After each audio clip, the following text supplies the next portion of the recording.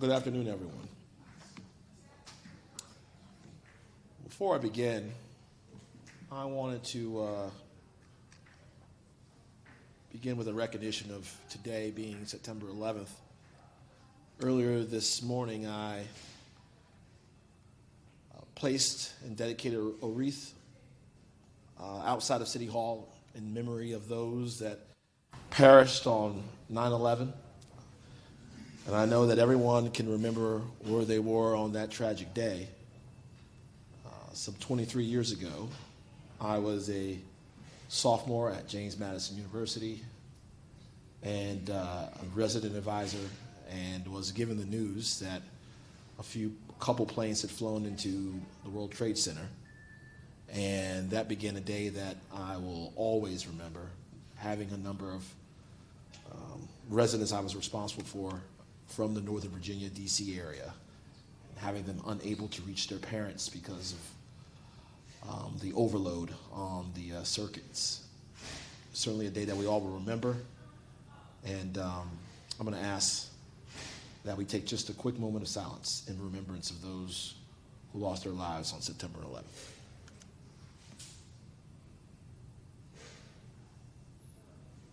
Thank you.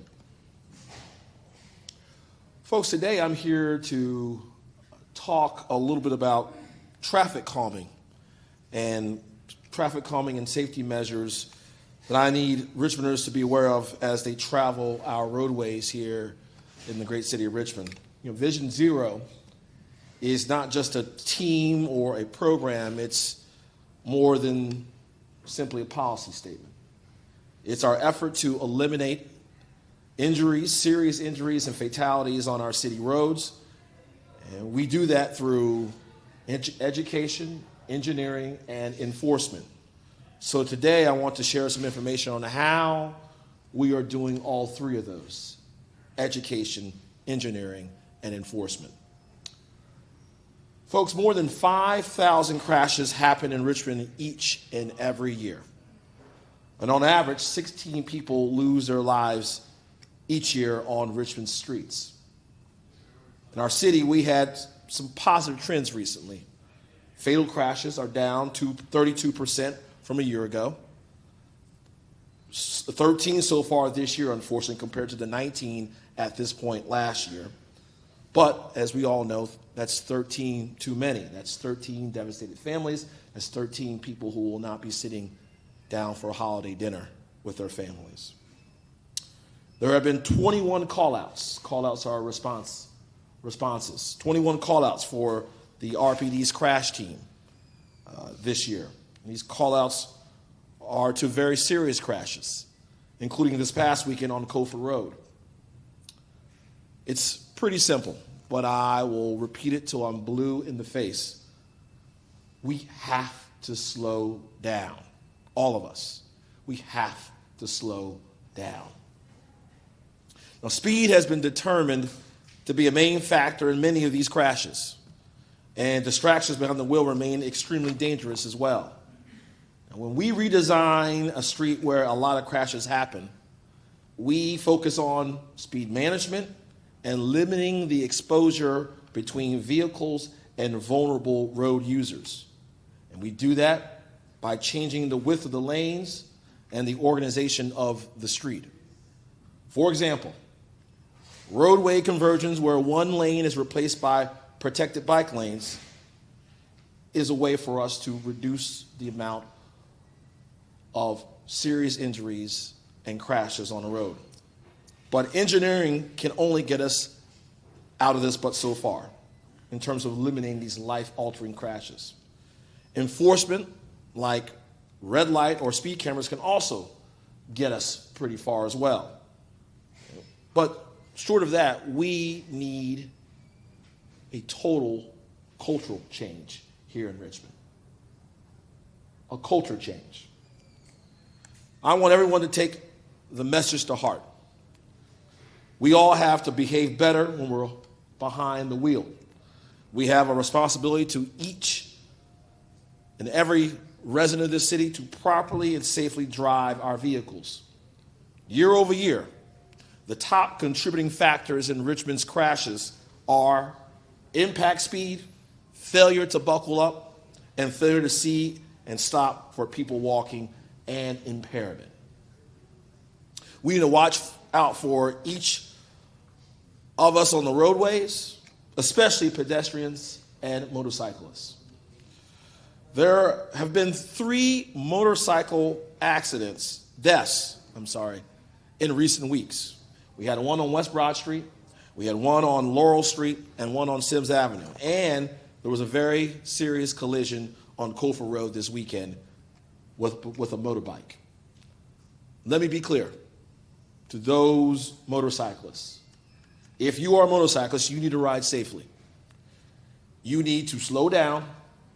You need to avoid operating recklessly. And you need to obey the traffic laws. Many motorcycles are operating correctly on our roads.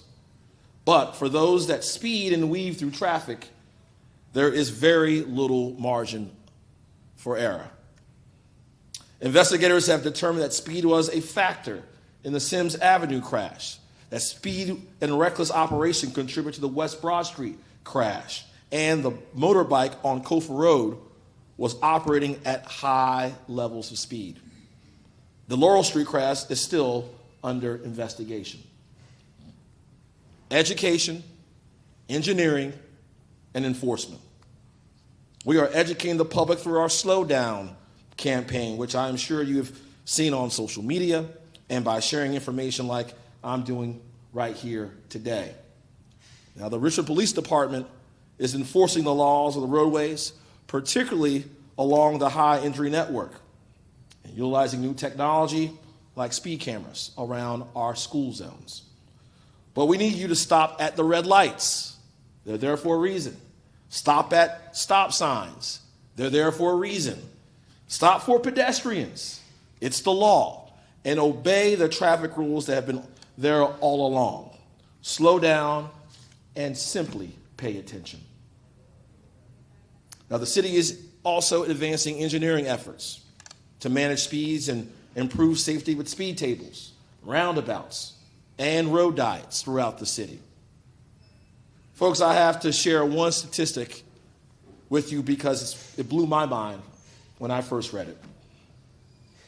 We have installed 437 traffic calming measures since 2017. 437. That includes over 260 speed tables year to date, and to help slow down these cars, they've been very helpful. That is part of what the $112 million we've spent on improving our roads and a part of our Complete Streets program since 2017 has gotten the Richmond public. In conclusion, we are creating a culture of safety here in Richmond, a culture of responsibility and mindfulness amongst all of our drivers, but we need our drivers to do their part. With all of us working towards this goal of Vision Zero, we can reach our vision of 0 serious injuries or deaths on Richmond's roadways. So let's slow down, let's obey the traffic laws, and let's take care of one another when you're on our roads. Switching gears, I would also like to remind folks that September is National Preparedness Month, an annual campaign to remind everyone that preparing for emergencies and disasters can keep you, your family, and your community safe. As a reminder, the Atlantic hurricane season runs from June 1st till November 30th, and yesterday marked the peak of the hurricane season, which means an increased risk of potential storms still remain. This year's Preparedness Month theme is, quote unquote, start a conversation, which highlights that preparing for emergency isn't always an easy dialogue to have with loved ones or members of the community. However, the sooner we have those difficult conversations, the sooner we can develop a plan to act when those scary situations arise. Now, here are a few steps Richmonders can take to start those conversations with your family and your loved ones. First, dedicate time to hold a discussion so decisions aren't rushed, and people feel more comfortable talking about the topic. Do not wait to the last minute to have a plan during a weather emergency. Number 2, talk about steps you've taken to prepare and encourage others to ask questions about preparedness actions as well. Build an emergency kit. Have a plan, stay informed, and remember that preparedness starts with you. And for more information and tips on how residents can protect themselves and their families before, during, and after emergencies, please visit ready.gov. That's READY.gov. Additionally, the City of Richmond's Emergency Operation Plan, our EOP, was developed to prepare for, and respond to, and recover from natural, human-caused, technological disasters and public health emergencies. The city's Department of Emergency Communications, Preparedness and Response, DECPR, has been charged with the coordination of all of the emergency management activities, including the administration of the EOP for our city. Now, the Department of Emergency Communications and Preparedness and Response also helps prepare residents by participating in community outreach events that allows the department to educate communities about potential threats and offer free resources. It also provides information about emergency preparedness and where to seek emergency assistance through the city's website at rva.gov and also our social media platforms. And it offers free basic training for residents through the Community Emergency Response Team, CERT program, which covers an array of topics such as disaster preparedness, first aid, search and rescue, disaster and response. These are just a handful of ways in which we can continue to build a more resilient and engaged community, particularly around these emergency incidents. And it's my hope that if you have any questions, you seek out ready.gov. And with that, I'll take some questions. Chairman, I know the city's been rolling out its traffic safety camera pilot program. Do you have a rough estimate of how many citations have been issued? Yeah, I do have that. I believe 200. Let me get this number right real quick for you. I want to make sure I find it for you, because that is a number that we have been wanting to give to the public, and so just bear with me real quick, Samuel.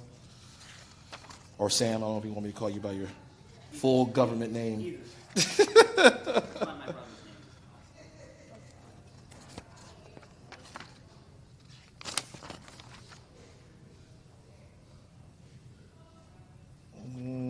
Sam, I'm going to have to get that back to you. I don't have the... Oh, here we go. Okay. There have been approximately 14,000 citations, and almost $200,000 have been collected. Now, you do the math. There have been 14,000 citations, but only $200,000 have been collected. So there is more that needs to be collected out there of folks who have not paid their fines. And it's my recommendation, if you have received a ticket from going too fast and exceeding the speed limit in a school zone, that you pay your fines. You pay your fines.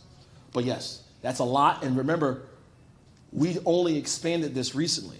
I think we had 2 or 3 last year in school zones, and now we're up to like 7 or 8. So that's only with a short period of time. And remember, these cameras are not operating the entirety of the school day. So imagine what people are doing outside those times. You see folks slow down in these areas? Not slow down enough. The question was, have I seen folks slow down in these areas? Not enough. Not enough. That's why this is a part of the culture change right here, right? When you are in the District of Columbia, you know that you should probably slow down and go the speed limit, because there are speed cameras almost, I feel like, at every corner in the District of Columbia. Here we have them in school zones. I'm a proponent, Sam, that I believe that the Commonwealth needs to expand this program beyond traffic construction zones, beyond school zones, and allow for localities to utilize this technology to change the culture within their city or county limits. Sarah? Have you seen an uptick in motorcycle deaths this year? And also, does the city have an approach to the groups of motorcyclists I think everybody's seen traveling in high speeds? Yeah, the question was, have we seen an uptick in motorcycle crashes, accidents this year? Yes, we have. As I stated in my remarks, we've had recently 3 that unfortunately ended with a fatality. Recently, we had a motorbike collision on Kofor Road as well. We are seeing that uptick. And for those who are riding these dirt bikes illegally, the Richmond Police Department, obviously we have to put safety first in terms of when we track down these individuals who are illegally using these motorbikes on our city roads. But we also normally get the help of the counties in this as well, because they're not just recklessly driving through the city of Richmond, they're also going through Henrico County as well, and that's when also we have a possibility of using our airplane to track their movements too. And so we do a lot of intelligence on the front end on whether or not this is like a planned event, which they track others to meet up in a lot of a supermarket or something like that, and then our team, which they're trained to do, is prepared to safely, hopefully, apprehend these individuals so they don't cause injury or harm to anyone on our city streets.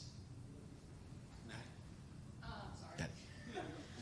Shifting gears a little bit from this topic, we were at River City Middle School just about 2 hours ago, and I don't know if you saw it. It was a really big police presence scene because it ended up being nothing, luckily, but there's maybe a fear that a student had a weapon. Yeah.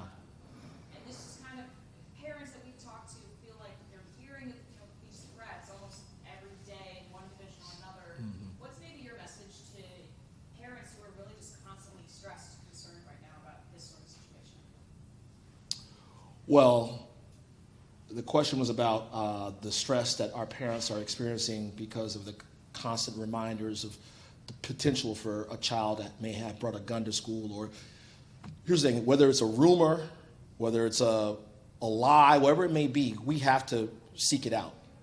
And we take every one of these calls seriously because you just don't know. And that's what you saw today over at River City Middle School, us taking it seriously. Because it's unfortunate, but there are a number of incidents throughout our country where this has actually occurred. It happened, last week in Georgia. And so we don't want the same thing to happen to Georgia or anywhere else to happen in Richmond. And so we have to take this seriously. It does mean that we have to deploy a lot of resources all at once, but at the end of the day, we're trying to do our best to give our parents peace of mind. Now, I must say, it's very difficult to give people peace of mind when there are more guns than people. There are more guns in the city of Richmond than residents.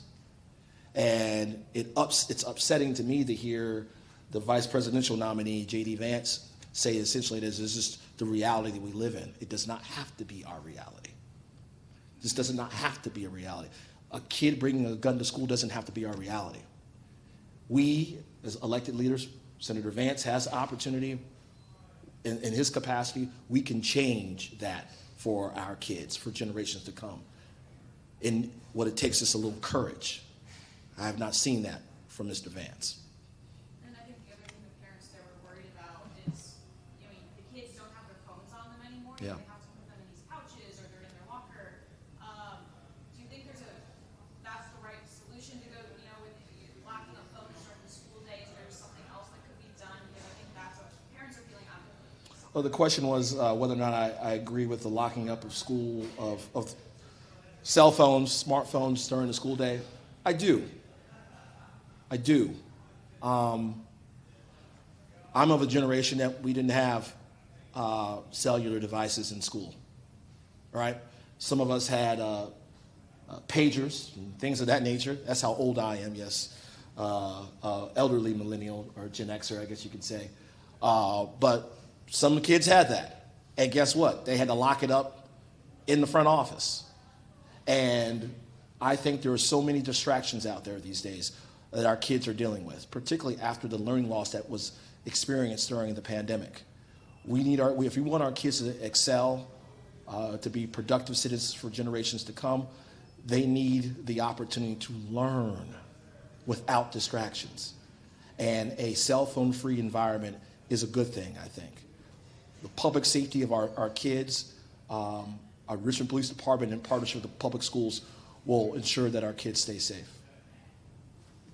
Back to the traffic safety measures. When did you implement this program into, with the holidays coming up, and obviously you've seen an uptick in a lot of these crashes happening. Is there anything else that you and your department are trying to do so that way there's no more or even less fatalities when the holidays come up? I believe we implemented Vision Zero, I think, in 2018.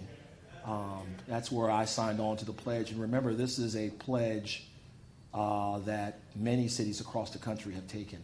And, you know, some people say, well, Mayor, this is a lofty goal. It's not a lofty goal. We can eliminate serious injuries and deaths due to traffic events.